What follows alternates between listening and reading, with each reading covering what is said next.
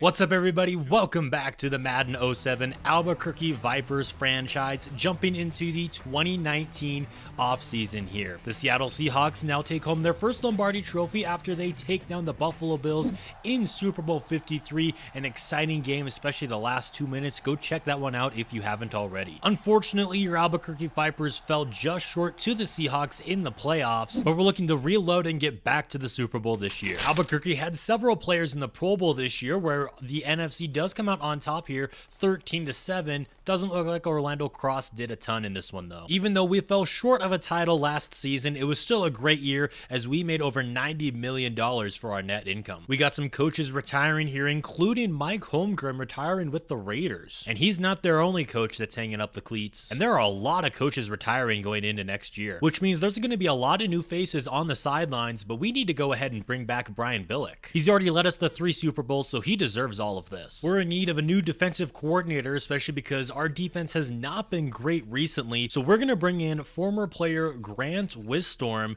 for his first ever coaching job. And just as a reminder, Andy Reid is currently our offensive coordinator, and Gary Zahner is our special teams coach. Now taking a look at retired players, and we're starting to run out of real people in the league. Matt Leinart and Vince Young, both a part of that 2006 draft class, are retiring, and both dealt with pretty serious injuries. Leinart didn't have to retire due to injury, but he did suffer a pretty bad one midway through the season, I think, or maybe even in the preseason. Jamar Alexander is retiring, Jerome Turner, and Chris Hill, who was a solid journeyman quarterback. Reggie Bush is going to be retiring, Lawrence Maroney, Jermaine Jefferson, some stud running backs over the last 13 or so years. A handful of fullbacks are also retiring, including our former fullback, Walt Morrison, who we drafted as a tight end all the way back in the day, now as a fullback, and he was a pretty good one, going to the Pro Bowl twice. And we're getting hit pretty hard with some retirements. Charles Phillips and Larry Fitzgerald are both going to be hanging up the cleats, both at 35 years old,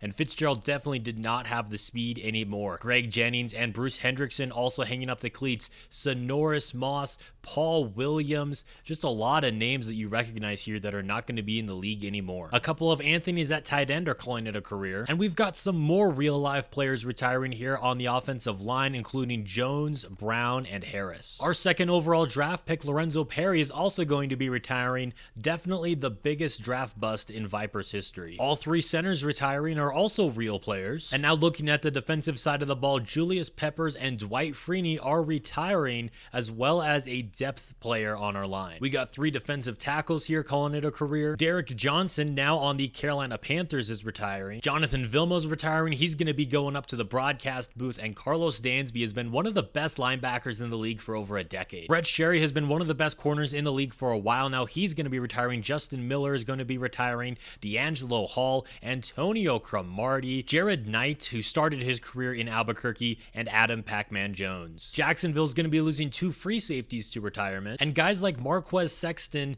and Rick Claiborne could definitely still play if they wanted to. Claiborne had an absolutely fantastic career, winning a Defensive Player of the Year award and going to 6 Pro Bowls. One day, I'm pretty sure we're going to see his name in Canton. And finally, we've got 1 punter retiring. We got to take a look at Larry Fitzgerald's career numbers, though. They really took off once he signed with us in 2010, 1,300 yards and 13 touchdowns.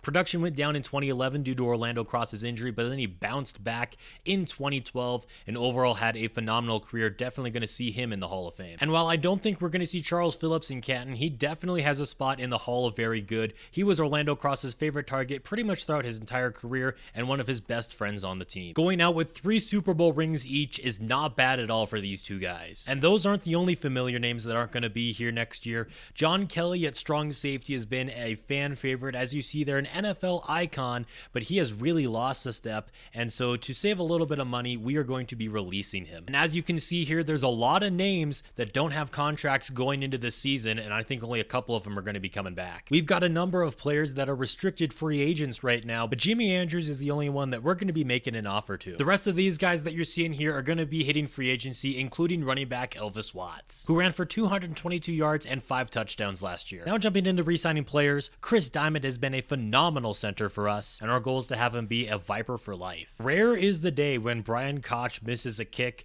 which is why we're making him the highest paid kicker in the league. We're also going to bring back Harold White, who has been a great kick return specialist for us. And after a surprisingly good playoff run, Jonathan Colton's also going to be getting himself a new deal. The rest of the players that you're seeing here are not going to be coming back, including left tackle Joey Hand and defensive end Keaton Hill, who was kind of disappointing throughout his time in Albuquerque. Only 7 sacks in 2 years for the pass rusher.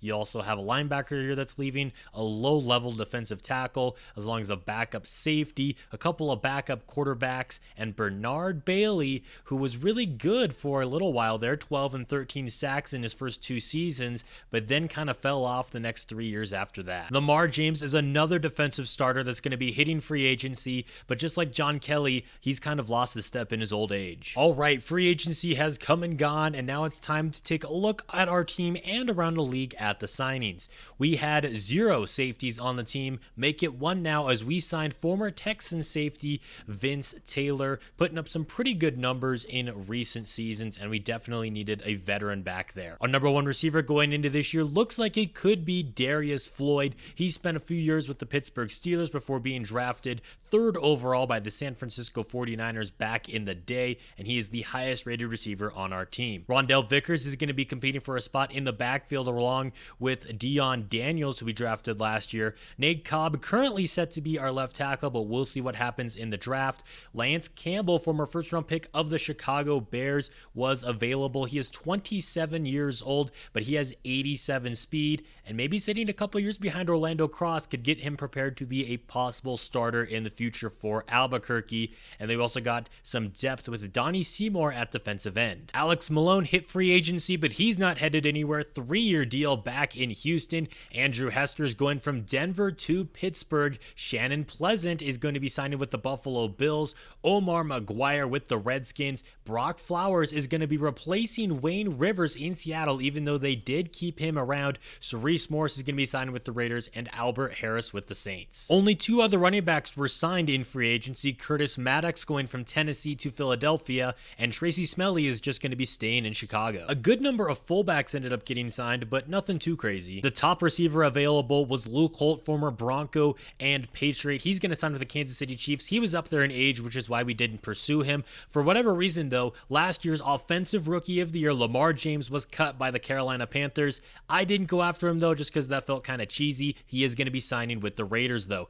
As you saw, we picked up Darius Floyd. Harold Williams is going to be signing with the Jets. Bill Bowen's 99 speed going to the Green Bay Packers, and the rival Cardinals are going to get Melvin Wallace. Along with the Seahawks signing Brandon Gamble and bringing back Brian Jackson after 3 years in New England. Kerry Little was one of the best players available in free agency, and the former Packers tight end is going to be taking his talents up to Buffalo. You got Malecki here signing with the Eagles. The Cardinals getting Damian Castle. Nate Sanford going to the Chargers. Floyd Clark signing with the Browns. Joey Hand is staying inside of the division, signing with the Seahawks, and the Chiefs double down on left tackle. There were some solid guards also available, and a lot of them got signed. The same can't be said for center, though. A former guard of ours, Randall Campbell, signs with the Buffalo Bills, and the Ravens are really shoring up the right side of their line. Green Bay snags up the best left end available, while Will Smith is going to be signing with the Bills, Robert Mathis with the Chiefs, and Casey Sloan is staying in Tennessee. The Saints have a very scary defensive line now with Ted Gray and Mario Williams. Tanner's going to be signing with the Steelers, Turner there with the Ravens, Rod Brown with the Jets, and Keaton Hill going from Albuquerque to Denver. There were a lot of good interior defensive linemen available in free agency, and a lot of them got picked up. But surprisingly, of all those guys, Bernard Bailey is still available. Maybe we'll consider re-signing him if he's still there after the draft. Also want to note that Eugene Thomas, a former first-round pick of ours, was signed to the Packers. And there were some good middle linebackers available that got signed, but Quamey Holt, a former player of ours, is still out there. He spent 1 year in Carolina and could be another player that we bring back. And taking a look at the available corners in free agency, there were a lot of good ones, and teams were not shy to pick them up. The Broncos getting 1, the Redskins getting 2 there, as are the Steelers. The top free safety availables headed to Denver, while George is going to be going to Houston and Gray to Cleveland. But there were a lot more good, strong safeties available, signing with the Cowboys, Saints, Patriots, Dolphins, Ravens, and of course the Vipers. And it's always good to see former players of ours finding homes. Before we go into the NFL draft, let's take a quick look at the draft board that I've got put together based on a little bit of scouting that I did.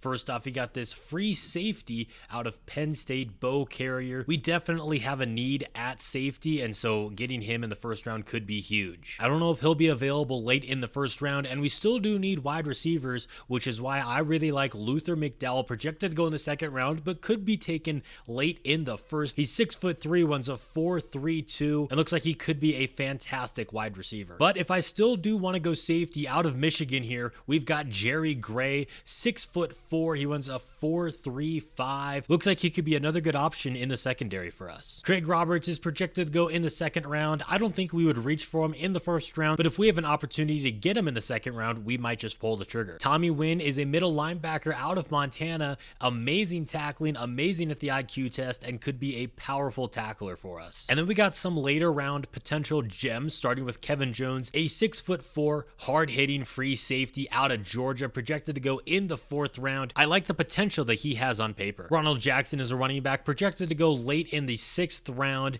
Doesn't look like he's anything too special, but he does have some pretty good speed. And Brian Moore, a wide receiver out of Portland State, projected to go in the fifth round. He runs a 4.29 and he's 6'2". I absolutely love this guy, some of the workouts that I did with him, and I bet you he will find his way on our roster. We're picking at number 29, and looking at the available players that we scouted, McDowell is nowhere to be seen on the board. And he actually went way earlier than projected, as the Jets took him at 16. Bo Carrier didn't fall to us either, as the Vikings actually traded up to number 21 to take him. Luckily for us though, the 6'4" Jerry Gray out of Michigan is still available, and he is the newest member of the Albuquerque Vipers. So for our second round pick, there was no one that we desperately wanted still available on the boards, so we're going to be trading back with the Buccaneers to pick 6 of round 3 and picking up a 4th round pick while we're at it. And still available here with the 6th pick in the 3rd round is UCS running back Craig Roberts. I liked him in scouting. I'm going to take him. All right, into the 3rd round now, and that linebacker from Montana, I really like the workouts I did with him.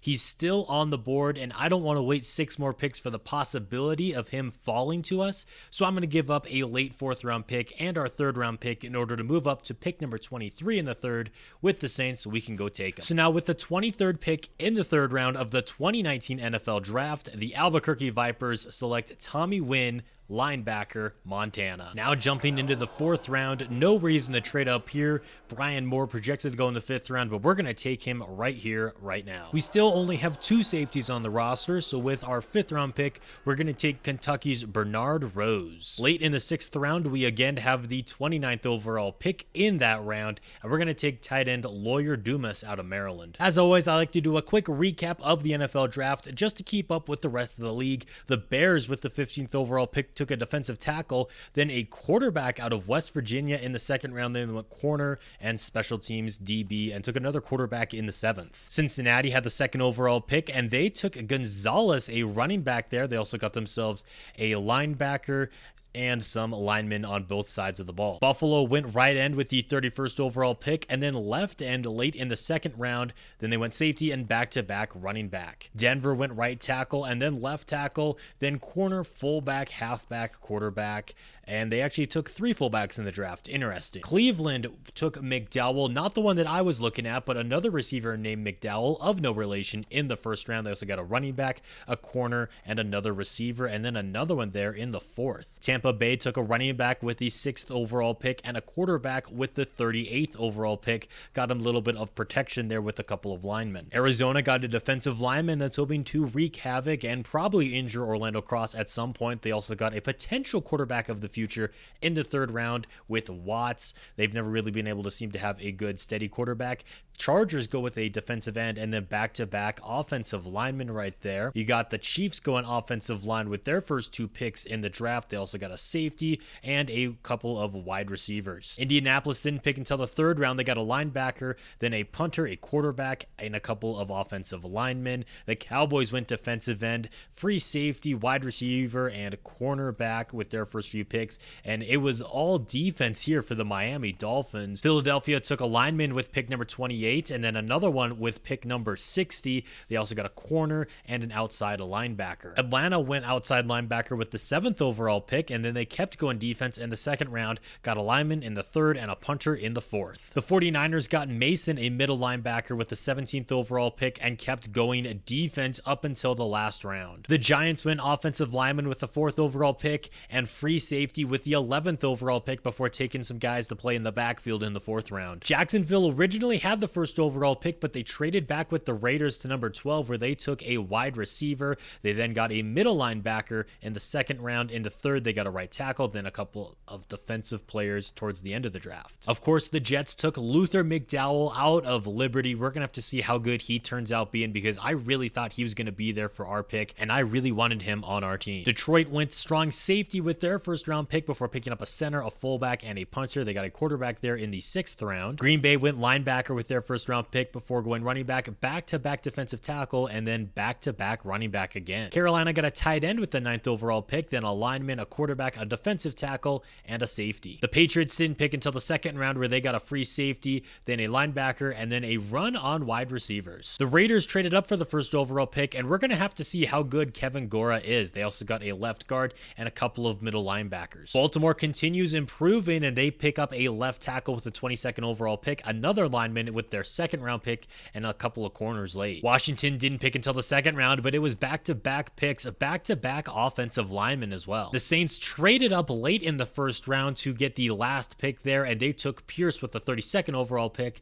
and they also ended up taking a kicker in the 4th. Seattle was the team that the Saints traded with. They traded back into the 2nd round to get Pierce, a wide receiver. They also got a free safety, another free safety there, and a quarterback in the 5th. The Steelers took running back Roman Howard out of Eastern Tennessee State with their 1st round pick. Their other 1st round pick was a guard Phillips out of Cincinnati, and they kept bolstering that offensive line. Houston went tight end with their 1st round pick and a potential successor for Alex Malone with their 2nd round pick. Tennessee lost their star running back to the Eagles in free agency, so they picked up his replacement with the 8th overall pick. And finally, the Minnesota Vikings took a wide receiver with the 5th overall pick and then traded back and, of course, took our guy, Bo Carrier. We're going to have to see how good he turns out being. As for the Vipers, they have one more pick to make, and it's going to be the center, Steve Henderson, out of Clemson. So now taking a look at our draft class, Jerry Gray is an 80 overall with 91 speed, 61 strength. You love to see it. He's definitely going to be a day 1 starter for us. Craig Roberts, running back out of UCLA, also an 80 overall with 89 speed, 71 strength right there. The awareness can definitely go up, but normally it is pretty low with a lot of these players, as you see there. 93 acceleration for him. You love to see that. Where is his carrying at? Because fumbling's always been an issue for us. I've probably already passed it here. He's at 82, which is pretty solid. Tommy Wynn, the linebacker out of Montana, is a 78 overall and will have an opportunity to start for us, as our linebackers aren't great. 84 speed is great for a middle linebacker, 81 strength, 73 awareness, 76 catching, 84 acceleration, 81 agility. This guy is just an athlete on the field, and like I said, could be a day 1 starter. 78 tackle. And I feel like once he's on the field, he's never going to be off. He has 95 stamina, 99 injury, and 88 toughness. And of course, the darling of the draft, Brian Moore out of Portland State, 75 overall with 95 speed. His strength is pretty low, so is his awareness, but of course that can go up. 99 acceleration. This guy is going to be exciting on the football field. 85 agility, 74 catching, but again, that's something that we can work on in training camp, in the preseason, and just as he gets time on the field. Also 95 jumping. He's already 6'2", so give him those jump balls. Brian Moore is going to be a fun player to watch on the field. Bernard Rose is going to make for at least a good depth safety for starters. 89 speed at a 74 overall there, 54 awareness, so he could get lost in the secondary there a little bit. 84 acceleration, 86 agility. His catching is 68, which is not too shabby at all for a DB, and 81 jumping. Tight end Lawyer Dumas is only a 70 overall, but he has 87 speed. I think we found our replacement for Trey Francis, kind of a more quicker, more of a pass catching tight end. He's got 74 for his catch rating, 69 for his carry there. His break tackles at 62. Definitely not a great blocker though, with 58 pass block and 48 run block. And finally, we got Steve Henderson, just a depth center, but even still not bad at a 68 overall. He's got 81 pass pass blocking and 70 run blocking. All in all, I feel like it's going to be a pretty good class. The second wave of free agency has come and gone, and now it's time to recap it. We started off by signing Roland Waters, a cornerback at an 80 overall. He should make for some good depth for us. Then we got Larry Bundy, a defensive lineman who will be playing next to Daryl Fannin, and then Terrell Suggs on the defensive line. He might start or he might just be there to be a veteran presence and help the younger players learn. And then we got the same thing here with Anthony Roberts, a free safety who could potentially start for us, but probably not at a 72 overall, but he should make for some good veteran leadership. Quickly looking around the league, the Redskins, Titans, and Bears all got themselves potential starting quarterbacks. Also worth noting that Arizona's former first-round pick Rocky Brandon is now officially considered a draft bust, still sitting there available in free agency. The Seahawks just went ahead and brought back two of their running backs from last season, which really can't be a bad move because they did win the Super Bowl. The Eagles get a receiver, and the Saints are really stacking up on them. The Patriots, Chargers, and Bengals all got themselves some tight ends, and most of these linemen here are just for depth. Some of them may end up starting, but if they do, it's probably going to spell disaster for that team. A lot more centers were signed in this wave of free agency, though, than the last. And it looks like there's going to be a competition for right guard at Steelers training camp this year. Jets, Ravens, Raiders, and Lions are just a few teams that brought in some right tackles. But as you can see, most of these guys are either going to be depth pieces or just role players. Bernard Bailey did end up getting signed. He's going to the Bears. And the Broncos are really stacking up on linebackers as they signed former Viper Kwame Holt. There was still a good number of solid corners on the market, so I happily did pick up Waters. Lamar James also found himself a job in Jacksonville, so that's good to see. They're not great, so he might actually have a chance to start for them. We are going to be making a couple cuts going into the season, starting with wide receiver Alan Graham, who has never really done too much for us. And even though Brian Franks did rush for over 1,000 yards last year, he has trouble holding onto the football, and he is now our fourth running back, so we might as well let go of him. Here's a look at our depth chart going into the season. Obviously, Orlando Cross is going to be the starting quarterback, although he continues to get slower down to 69 speed. Lance Campbell is going to be the backup quarterback, and we might throw in some Taysom Hill-esque packages to use that 87 speed of his. Rondell Vickers is going to be the starting running back with Deron Daniels behind him, and rookie Craig Roberts probably going to be getting some touches every here and there. Pro Bowl fullback Ron White, of course, is going to be starting there, and Darius Floyd is our number one wide receiver, with Jimmy Andrews being lined up opposite of him, and rookie Brian Moore currently being lined up in the slot, but we'll see how long that stays there. Burt Myers and Jonathan Colton are also on the roster, and we'll also get some looks from Cross. Von Lewis is still our starting tight end going into a contract season. Trey Francis and Lawyer Dumas will also be getting some looks, though. Nate Cobb is the weak link on our offensive line at an 83 overall. Then you got Joseph Santiago, Chris Diamond, Derek Flanagan, and Cody Watson. Defensively, J.J. Jones is going to be our left end, and Terrell Suggs is currently going to be starting at right end, although Roger Williams could get some playing time. Future Hall of Famer Daryl Fannin is in the middle of that defensive line, with Larry Bundy lining up next to him, and Leland Hahn probably getting some snaps every once in a while. Former first-round pick Roger Long is going into his second year as our outside linebacker. Tommy Wynn is going to be getting the start going into the preseason, but we'll see how that changes. He's ahead of Roscoe White and Carlos Devlin, who are both pretty solid players. Javon Anthony is going to be starting at right outside linebacker for us, with Lawrence Davis backing him up. Darren Gordon is the top player in this secondary, with Justin Williams and Maurice Sanders behind him. Waters and White will be getting some playing time, though. Jerry Gray actually goes from an 80 to an 82 overall when he gets moved over to free safety, so that's where he's going to be starting ahead of Anthony Roberts. And Vince Taylor is going to be our starting strong safety, with rookie Bernard Rose backing him up. Obviously, Brian Koch is going to be our kicker, and Todd Washington our punter. And of course, Harold White is going to be our return man. After a little bit of training camp, Lance Campbell's able to get up to an 82 overall. Tommy Wynn is going to improve a little bit himself too. And finally, Brian Moore also gets a little bit of an upgrade. Taking a look at some of the key rookies in the league right now, Kevin Gura is an 88 overall. It looks like the Raiders may have gotten themselves a good one. His awareness is pretty low though, so hopefully they don't end up ruining his career. I was right about Bo Carter being pretty good too. The free safety is an 86 for Minnesota. He comes in there with 95 speed, 86 agility, and 88 acceleration. And Luther McDowell ended up being an 81 overall for the Jets with a 90 speed, 83 catching, rushing and 95 jumping. Last rookie we're going to look at right now is quarterback Jared Watts for the Arizona Cardinals, who will more than likely end up starting for them. So even with a lot of changes, the media is buying the hype of the Albuquerque Vipers, predicting another Lombardi Trophy headed their way. Thank you guys so much for watching today's video. If you enjoyed it, leave it a like, is always appreciated, and go ahead and leave a comment down below what your thoughts are on the offseason.